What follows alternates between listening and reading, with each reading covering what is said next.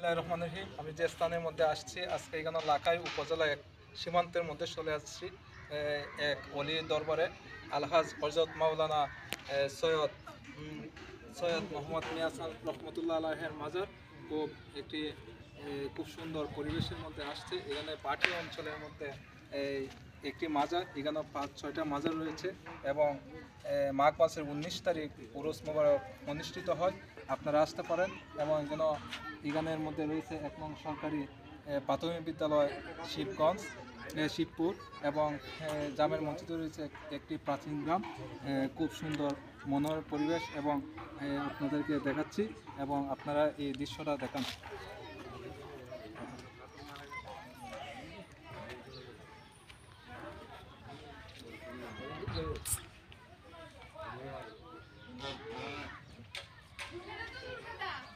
ওকে, এখানে বাটি অঞ্চলের একটি প্রাচীন গ্রাম শিবপুর।